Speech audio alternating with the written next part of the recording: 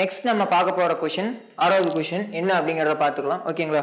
கொஸ்டின்ல என்ன கொடுத்திருக்காங்கன்னா a body is moving on a circle of radius r எவ்வளவு கொடுத்திருக்காங்க 80 மீட்டர் அப்படின்னு கொடுத்திருக்காங்க with a speed எவ்வளவு ஸ்பீட்ல மூவ் ஆகுது 20 மீட்டர் per secondங்கற ஸ்பீட்ல மூவ் ஆகுது which is decreasing at a rate of ரொம்ப முக்கியம் which is decreasing எது டிக்ரீஸ் ஆகுது இந்த 20 மீட்டர் per second அப்படிங்கற ஸ்பீட் வந்து டிக்ரீஸ் ஆகுது at a rate of 5 metre per second square. நல்லா பாருங்க value in terms of second square meter per second square அப்படிங்கிறது எதோட யூனிட் acceleration ஓட யூனிட் எதோட யூனிட் acceleration ஓட யூனிட் ஸ்பீட் டிக்ரீஸ் ஆகுது. நல்லா கவனிங்க ரெண்டு acceleration இருக்கு நமக்கு ஒன்னு centripetal acceleration இன்னொன்னு tangential acceleration. ஸ்பீட் எந்த இடத்துல இருக்கும் இந்த இடத்துல தான் இருக்கும் இந்த ஒரு டைரக்ஷன்ல இருக்கிறது என்னது அந்த ஒரு பர்టిక్యులர் பாயிண்ட்ல இருக்கிறதா ஸ்பீட் இது குறையுது அப்படினா அந்த acceleration எந்த acceleration பத்தி பேசுறாங்கன்னா tangential acceleration.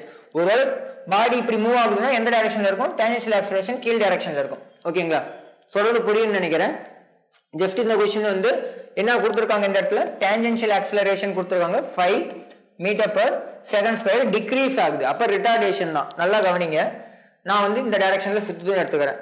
சென்டர் நோக்கி என்ன இருக்கும் சென்ட்ரிபிட்டல் ஆக்சிலரேஷன் இது வெலாசிட்டியோட டைரக்ஷன். நார்மலா இப்படி சுத்திட்டு இருந்தா இந்த வெலாசிட்டி ஸ்பீட் குறையுது அப்படின்னா எந்த டைரக்ஷன்ல ஆக்ட் ஆகும் ஆக்சிலரேஷன் கீழ் டைரக்ஷன்ல ஆக்சிலரேட் ஆகும். ஓகேங்களா? அவங்க என்ன கேக்குறாங்க அப்படின்னா the angle made by its acceleration என்னது resultant acceleration. வெறும் acceleration பேசணும்னா tangential centripetal இத பத்தி பேசாம வெறும் acceleration அது எதை குறிக்கும் acceleration எதை குறிக்கும்னா resultant தான். ஓகேங்களா?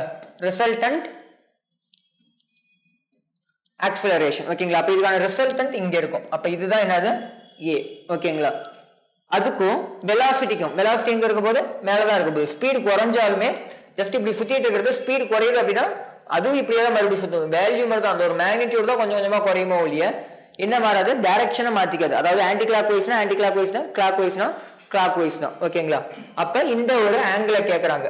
இந்த ஒரு கொஸ்டினை பொறுத்த வரைக்கும் இந்த ஆங்கிளுக்கு வந்து ஈஸியா போட்டுடலாம். ஆன்சர் என்னது 135 தான் வரும். உங்களுக்கே தெரியும் இதுதான் ஆக்சிலரேஷன் இது வெலாசிட்டி above 90 இருக்குது. ஆமாங்களா? above 90 இருக்கு. ஆன்சர் 135.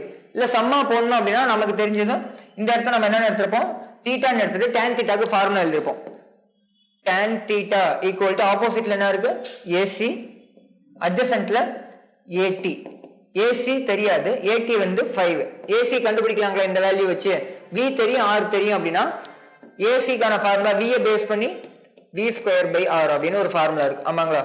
அப்ப 20 × 20 டிவைடட் பை 80 வருங்களா V square by R cancel பண்றோம் அப்படின்னா 2 ஐ மீன் 40/8 வருமா 40/8 எவ்வளவு வரும் 5 தானே 5 டைம்ஸ் தானே வரும். அப்ப 5 metre per second square AC யோட வேல்யூ. அப்ப மேல என்ன வரும் 5 வரும். AC யோட வேல்யூ என்னன்னு வரும் 5 வரும். அப்ப கேன்சல் பண்ணோம்னா 1.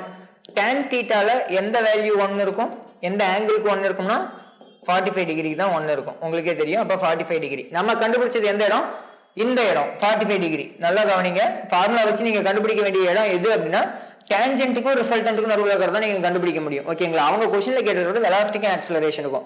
இந்த இடம் 45 அப்படின்னா இந்த இடம் என்னவா இருக்கும் அது ஒரு 45ஆ இருக்கலாம். இந்த ஒரு இடம் எவ்வளவா இருக்கும் 45 டிகிரி. அப்ப இது உங்களுக்கு தெரியும் 90 டிகிரின்னு 45 90 135. ஓகேங்களா? क्वेश्चनல என்ன கேக்குறாங்களோ அதுக்கு ஏத்த மாதிரி எழுதுங்க. சார் ஒருவேளை இந்த இடத்துல என்ன சார் கேட்கலாம் அப்படின்னா இதுக்கான மீனிங் என்னது டேஞ்சென்ட் ஆக்சிலரேஷனுக்கும் வெறும் ஆக்சிலரேஷனுக்கு நடுவுல இருக்க ஆங்கிள் அப்படின்னு கேட்டாங்கன்னா உங்களுக்கு 45 வரும். ஓகேங்களா? இந்த क्वेश्चनக்கான ஆன்சர் 135 தான் வரும். ஓகேங்களா? ஜஸ்ட் இது ஆப்ஷன்ல ஒரே ஒரு வேல்யூ தான் வந்து 130 ஐ மீன் 90க்கு மேல இருக்கு அப்படிங்கறதால ஈஸியா போட்டுறலாம். ரெண்டு ஆப்ஷன் இருந்தா நம்ம ஜஸ்ட் இந்த மாதிரி தான் போடணும். ஓகேங்களா? ஜஸ்ட் ஆங்கிளை கண்டுபிடிக்கணும். அந்த ஆங்கிள் இருந்து நமக்கு தேவையான ஆங்கிள் எது அப்படிங்கறத எடுக்கணும். ஓகேங்களா? புரிஞ்சிருக்கும்னு நினைக்கிறேன். அடுத்த क्वेश्चन பார்க்கலாம். The distance of a particle moving on a circle of radius r என்ன கொடுத்திருக்காங்க ஜஸ்ட் இங்க இருந்து எழுதிக்கிறேன். radius வந்து 12 meter measured from a fixed point on a circle and measured along the circle is given by அந்த ஒரு distance measure பண்ணது எவ்வளவுன்னு கொடுத்திருக்காங்க 2t³ in terms of meterல கொடுத்திருக்காங்க. no problem. the ratio of its tangential acceleration to centripetal acceleration AT/AC கேக்குறாங்க. Okay time எவ்வளவுன்னு கொடுத்திருக்காங்க 2 seconds இது in terms of meter. ஓகேங்களா? displacement distance in terms of meterல கொடுத்திருக்காங்க. சரி ஓகே நமக்கு என்ன தேவை அப்படின்னா tangential acceleration and centripetal acceleration. சரி ஓகே distance கொடுத்திருக்காங்க டிஸ்டன்ஸை நம்ம ஒரு டைம் டிஃபரன்ஷியேட் பண்ண என்ன கிடைக்கும், வெலாசிட்டி கிடைக்கும். டிஃபரன்ஷியேட் பண்ணால் நமக்கு என்ன கிடைக்கும், 6t² கிடைக்குங்களா in terms of metre, sorry metre per செகண்ட்ல வரும். இன்னும் ஒரு டைம் நம்ம டிஃபரன்ஷியேட் பண்ணால் ஆக்சலரேஷன் கிடைக்கும், 12t கிடைக்கும் in terms of metre per second square. Unit நம்ம எழுதிட்டு வரணுங்கிற அவசியம் இல்லை, ஜஸ்ட் நான் வந்து புரியணும் அப்படிங்கிறதுக்காக மட்டும் தான் எழுதுறேன், மற்றபடி எதுவும் இல்லை. இந்த இடத்துல டீயோட வேல்யூ என்னன்னு கொடுத்துருக்காங்க, 12 × 2, ஏவோட வேல்யூ என்னன்னு வருது 24. இந்த ஆக்சலரேஷன் இது நார்மலா உங்களுக்கான ஃபார்முலால a = r∝ அப்படிங்கிற ஒரு ஃபார்முலா கொடுத்துருப்பேன். ஆல்பா கிராஸ் ஆர் அல்லது r ஆல்பான்னு நம்ம யூஸ் பண்ணலாம், டாட் ப்ராடக்ட் இருக்கும்போது ஒன்றும் பிரச்சனை இல்லை. இதுல இந்த ஏங்கிறது என்னது, நத்திங் பட் at. ஓகேங்களா, நம்ம என்ன பண்ணோம், இதோட வேல்யூ தான் கண்டுபிடிச்சோம். இந்த பக்கம் இதுக்கு முன்னாடி என்ன இருந்திருக்கும், v தான் இருந்திருக்கும், இதுக்கு முன்னாடி s தான் இருந்திருக்கும், அதுதான் இங்க நடந்திருக்கு. ஓகேங்களா, இதுதான் ஆங்குலர் ஆக்சலரேஷன். ஓகேங்களா, அப்ப நமக்கு தெரிஞ்சது நம்ம கண்டுபிடிச்சிருக்கிற இந்த இடத்துல என்னது, at angular sorry tangential acceleration. ஓகேங்களா, டான்ஜென்ஷியல் ஆக்சலரேஷனோட வேல்யூ என்னது 24 வந்துருச்சு. ஓகே, 24 டிவைடட் பை, நெக்ஸ்ட் நம்ம என்ன கண்டுபிடிக்கணும், சென்ட்ரிபிட்டல் ஆக்சலரேஷன் கண்டுபிடிக்கணும்.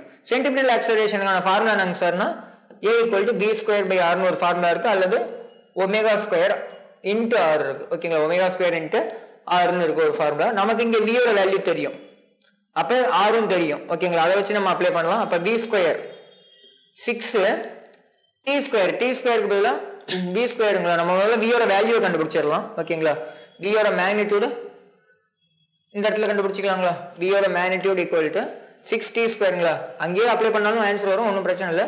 6t², 6 × t யோட வேல்யூ என்னது 2, 2 × 2 4 வரும், 6 4 24 வருங்களா, அப்ப 24. இதோட வேல்யூ என்னது 24, 6t² வேல்யூ 24 வருது. அப்ப இங்க என்ன வரும், 24 × 24 வருங்களா, 24 v² r, r வேல்யூ 12. அப்ப கேன்சல் பண்றோம் அப்படின்னா இங்க 2 வருங்களா, அப்ப 2 × 24 48 கிடைக்கும். அப்ப இது ஏங்கிறது என்னது, nothing but ac centripetal acceleration. அதோட வேல்யூ என்ன வருது 48. கேன்சல் பண்றோம் அப்படின்னா நமக்கு என்ன கிடைக்கும், 1/2, which means at is to ac = 1:2. ஓகேங்களா, ஆன்சர் வந்து 1:2. புரிஞ்சிருக்குன்னு நினைக்கிறேன், ரொம்ப சிம்பிளான क्वेश्चन தான். டேட்டா கொடுத்துருக்காங்க, ரேடியஸ் கொடுத்துருக்காங்க, டைம் கொடுத்துருக்காங்க, டிஸ்பிளேஸ்மெண்ட் ஒரு ஈக்குவேஷனா கொடுத்துருக்காங்க. ஓகேங்களா, இன் டர்ம்ஸ் ஆஃப் டைமை பேஸ் பண்ணி. அப்ப அதை ஒரு டைம் டிஃபரன்ஷியேட் பண்ணா வெலாசிட்டி, ஒரு டைம் டிஃபரன்ஷியேட் பண்ணா ஆக்சலரேஷன் நமக்கு தெரியும். இந்த இடத்துல வர ஆக்சலரேஷன் டான்ஜென்ஷியல் ஆக்சலரேஷன், சென்ட்ரிபிட்டலும் அவங்க கேட்டிருக்காங்க ரேஷியோல. அப்ப சென்ட்ரிபிட்டலுக்கான ஃபார்முலா எழுதி அதுலயும் ஜஸ்ட் வேல்யூ சப்ஸ்டிட் பண்ணோம்னா நமக்கு அதுல ஒரு வேல்யூ கிடையாது, ஜஸ்ட் எடுத்து டிவைட் பண்ணா முடிஞ்சது. அல்லது சார் இவ்வளவு தனித்தனியா போடணுமான்னு கேட்டா இல்ல, ஒன்றும் இல்லை. நீங்க ஏடி வந்து 2 டைம் டிஃபரன்ஷியேட் பண்ணாதான் ஏடி அப்படின்னா ஸ்ட்ரெயிட்டா நீங்க என்ன பண்ணிருக்கலாம், 12t மேல எழுதிருக்கலாம், டிவைட் பை ஏசிக்கு பதிலா என்ன எழுதிருக்கலாம் 6t², அது என்னது v² r ஓட வேல்யூ என்னது இங்க 12. ஜஸ்ட் நீங்க இப்படி எழுதி இருந்தாலுமே சேமா தான் வரும். ஓகேங்களா, ஜஸ்ட் நீங்க இப்படி எழுதி இதை சால்வ் பண்ணாலும் உங்களுக்கு சேம் இந்த 1:2 தான் வரும். ஜஸ்ட் செக் பண்ணி பாருங்க, நான் உங்களுக்கு புரியணும் அப்படிங்கிறதால தனித்தனியா ஒவ்வொன்றும் எடுத்து அந்த இடத்துல போறேன். நீங்க ஒரே ஸ்டெப்பா கூட அதை போட்டு முடிச்சிடலாம், தனித்தனியா இத்தனை ஸ்டெப்பா போடணுங்கிற அவசியம் இல்லை. பாக்குறதுக்கு பெருசா இருக்கிற மாதிரி தெரியுது அப்படின்னா. ஓகேங்களா, ரொம்ப சிம்பிளான क्वेश्चन தான். அடுத்த क्वेश्चनக்குள்ள போலாம்.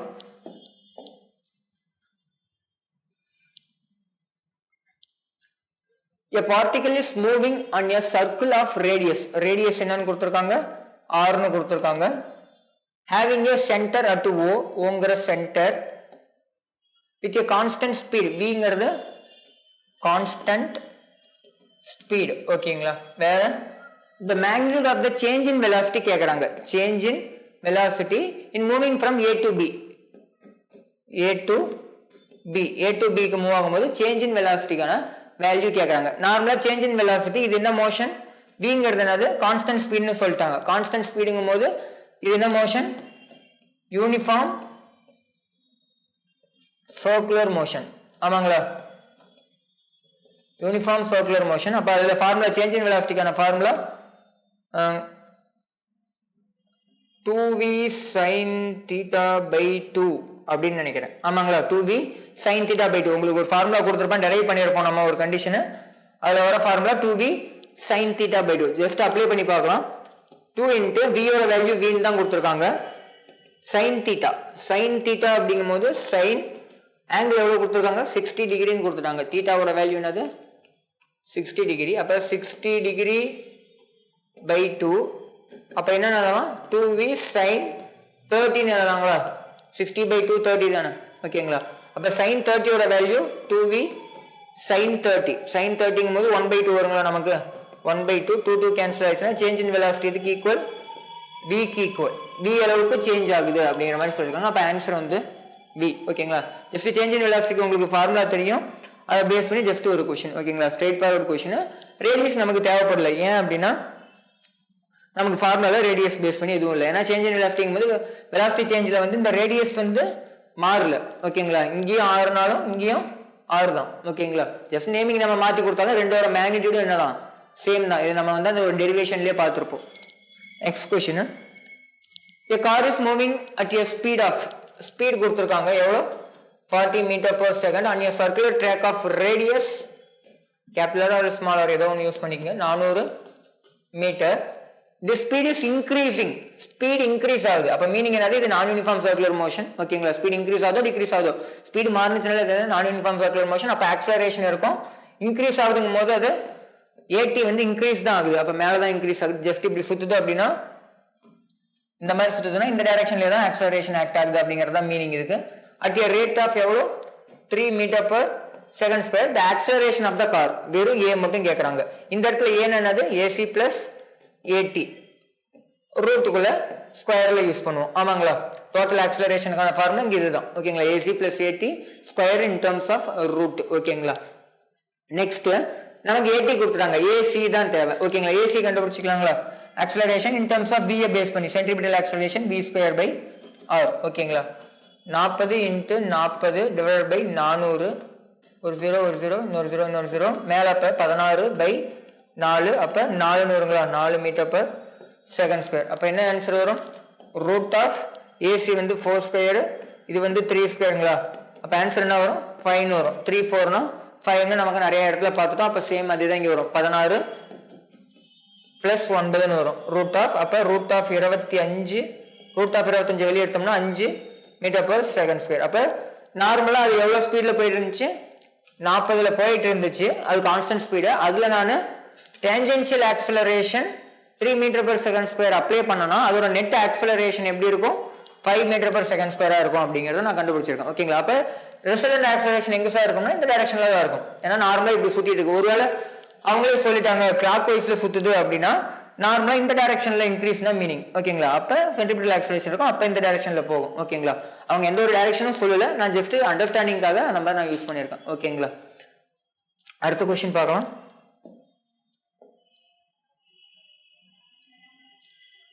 a body revolves with constant speed vங்கிறது constant speed மறுபடியும் அப்ப இதுவும் யூனிஃபார்ம் சர்க்குலர் மோஷன் ஓகேங்களா constant speed in a circular path of radius r okay the magnitude of its average acceleration கேக்குறாங்க average acceleration எப்ப அப்படின்னா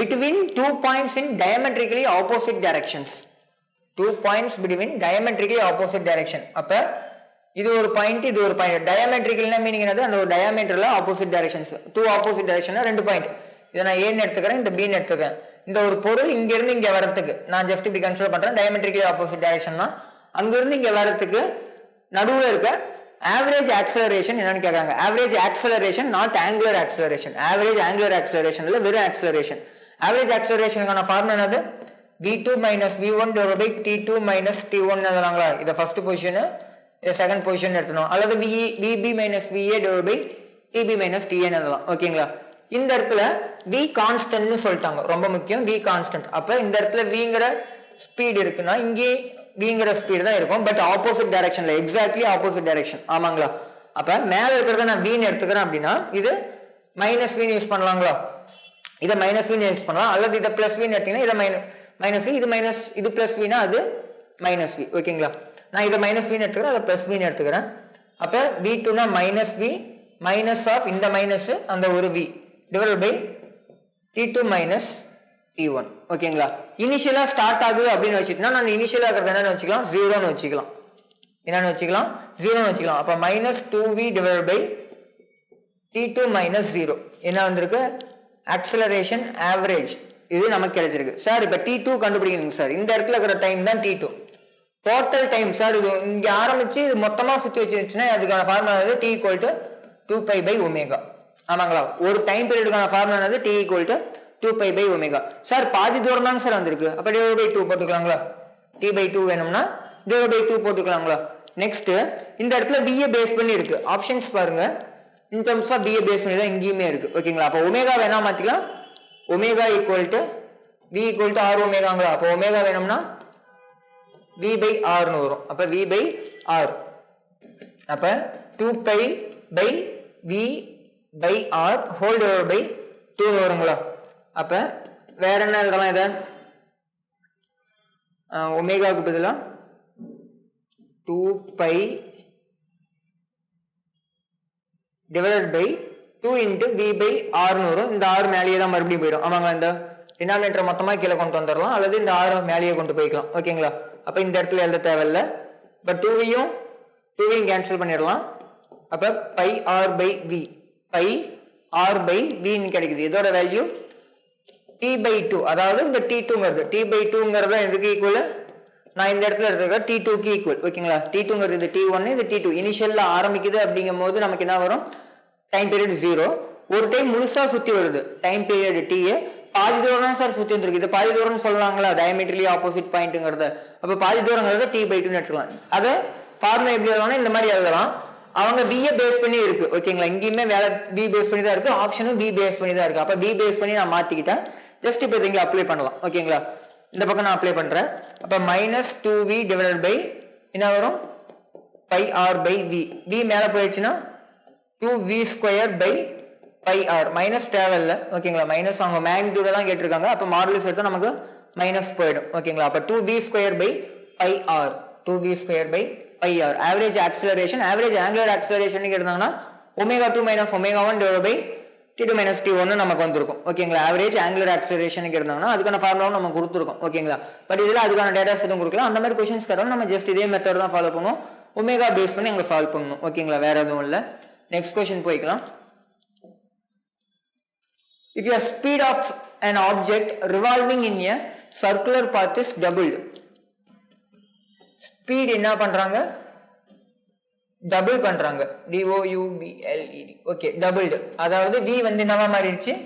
2v ஆ மாறிடுச்சு. angular speed ஸ்பீடுங்கிறது என்னன்னு வச்சுக்கலாம்? ஒமேகான்னு வச்சுக்கலாங்களா? angular speed is reduced to half. reduced to half னா omega என்னவாயிடும்? ω/2 ஆயிடுங்களா? Speed double ஆயிடுச்சு. அப்ப 2v half ஆகுதுன்னா /2. ஓகேங்களா? அப்ப சென்ட்ரிபிட்டல் ஆக்சிலரேஷன் என்ன ஆகும்? AC என்ன ஆகும் அப்படின்னு கேக்குறாங்க. ஓகேங்களா? அப்ப v-யும் ஒமேகாவையும் பேஸ் பண்ணி நம்ம சென்ட்ரிபிட்டல் ஆக்சிலரேஷன் எழுதணும். அப்படிங்கறத மீனிங். ஃபார்முலா என்னது? v²/r அப்படிங்கிறது என்னது? சென்ட்ரிபிட்டல் ஆக்சிலரேஷனுக்கான ஃபார்முலா. அல்லது ω²r. நீங்க இதுல இருந்து மொத்தத்துல v-யும் ஒமேகாவும் பேஸ் பண்ணி இது ஒரு ஃபார்முலாவை மாத்தலாம். ஜஸ்ட் நான் வந்து இதுல இருந்து எடுத்துக்கிறேன். அதாவது v = r ஒமேகா நமக்கு தெரிஞ்ச ஒரு ஃபார்முலா. v-யும் r-யும் ஒமேகாவையும் பேஸ் பண்ணி இருக்க ஃபார்முலா. v = r ஒமேகா அல்லது ஒமேகா = v/r எழுதலாங்களா? ரெண்டுமே சேம் தான். Omega = v/r. இந்த இடத்துல v² v × v எழுதலாம் டிவைடட் பை r எழுதலாங்களா? அப்ப இந்த ஒரு v/r என்னன்னு மாத்தலாம்? ஒமேகான்னு மாத்தலாம். which means v ஒமேகான்னு வரும். AC கான இன்னொரு ஃபார்முலா ஜஸ்ட் நோட் பண்ணிக்கங்க. கிளாஸ்ல உங்களுக்கு கொடுத்துருக்க மாட்டேன். v omega v × omega. Sir இதுல அப்ளை பண்ணலாமானா தாராளமா அப்ளை பண்ணலாம். r ஒமேகா அதாவது ω²r எப்படி எழுதலாம்? Omega × omega dot product omega × omega × r. இந்த ஒமேகா r நம்ம என்ன எழுதலாம்? v ன்னு எழுதலாம். அப்ப ஒமேகா × v சேம் தான் வரும். ஓகேங்களா? எப்படி பண்ணாலுமே உங்களுக்கு AC கான ஃபார்முலா இதுல நீங்க அப்ளை பண்ணாலும் சரி, இதுல அப்ளை பண்ணாலும் சரி. ஓகேங்களா? என்னன்னு வரும்? v ஒமேகா அப்படிங்கிறது நமக்கு கிடைக்கும். இப்போ என்ன क्वेश्चनல கொடுத்திருக்காங்க அதுக்கு வந்துருவோம். ஃபர்ஸ்ட் கண்டிஷன் AC என்ன ஆகுது? v ஒமேகான்னு கொடுத்திருக்காங்க. ஆமாங்களா? அது என்னவா மாறுதுன்னு சொல்றாங்க? அது இது 1ன்னு வச்சுக்கிறேன். AC 1. இது ஆக்சுவலா இருக்கக்கூடிய ஃபார்முலா. ஓகேங்களா? v × omega. ரெண்டாவது கண்டிஷன் தான் நமக்கு தேவை. எத்தனையா மாறுது அப்படின்னு கேட்டிருக்காங்க. v வந்து டபுள் ஆக்குறாங்க. அப்ப 2v × ஒமேகா என்ன ஆகுறாங்க? பாதி ஆக்குறாங்க. அப்ப ω/2 என்ன ஆயிடும்? கேன்சல் ஆயிடுங்களா? அப்ப மறுபடியும் என்னதான் கிடைக்குது? v ஒமேகா தான் கிடைக்குது. AC of second condition. First normal condition. ஓகேங்களா. நார்மல் சென்ட்ரிபியூட்டல் ஆக்சலரேஷனோட ஃபார்முலா என்னது v ஒமேகா. நம்ம இவங்க கொடுத்த கண்டிஷன் அதுல அப்ளை பண்ணாலும் வரது என்னது v ஒமேகா. அப்ப என்ன மீனிங் அதுக்கு, the value of centripetal acceleration மாறல. ஓகேங்களா. சிம்பிளா மீனிங் சொல்லணும் அப்படின்னா வெலாசிட்டி வந்து 2 மடங்கு இன்க்ரீஸ் பண்ணிட்டோம், அதே மாதிரி ஆங்குலர் வெலாசிட்டியை பாதியா குறைச்சோம்னா நம்மளோட சென்ட்ரிபியூட்டல் ஆக்சலரேஷன் என்ன ஆகும் அப்படின்னா எந்த ஒரு சேஞ்சும் நடக்காது, சேம் அதே மாதிரி தான் இருக்கும் அப்படிங்கிறது தான் இதுக்கான அந்த ஒரு மீனிங். ஓகேங்களா. புரிஞ்சிருக்கும்னு நினைக்கிறேன். ஜஸ்ட் இவ்வளவுதான் வந்து நமக்கு தேவையான அந்த ஒரு சர்க்குலர் மோஷன்ல. ஓகேங்களா. இதை தாண்டி பெருசா கொஸ்டின்ஸ் எதுவும் இருக்காது. ஓகேங்களா. சர்க்குலர் மோஷன்ஸ்ல நம்ம இப்ப பார்த்த மெத்தட்ஸ் தான் மோஸ்ட் ஆஃப் தி சம்ஸ் வந்து இருக்கும். அதே மாதிரி தியரிட்டிக்கல் கொஸ்டின்ஸ் ரொம்ப ரொம்ப முக்கியம். ஓகேங்களா. தியரி வந்து லாஸ்ட் கிளாஸ்ல நம்ம வந்து பார்த்துருப்போம். இந்த ஆக்சலரேஷன்னா என்ன, சென்ட்ரிபியூட்டல் ஆக்சலரேஷன், டான்ஜென்ஷியல் ஆக்சலரேஷன், எந்த இடத்துல எது இருக்கும், எந்த ஆக்சலரேஷன் இருக்கும், அதே மாதிரி வந்து யூனிஃபார்ம் சர்க்குலர் மோஷன்ல எது இதெல்லாம் கான்ஸ்டன்ட், எது இதெல்லாம் வேரியபிள். ஓகேங்களா. இந்த மாதிரி தியரிட்டிக்கல் கொஸ்டின்ஸ் நிறைய இருக்கும். ஓகேங்களா. இந்த ஒரு சர்க்குலர் மோஷன்ல நம்ம தியரிட்டிக்கல் கொஸ்டின்ஸையும் அதிகமா எதிர்பார்க்கலாம். அதே மாதிரி சம்ஸுமே இந்த மாதிரி சிம்பிள் சம்ஸ் தான் இருக்கும். ஓகேங்களா.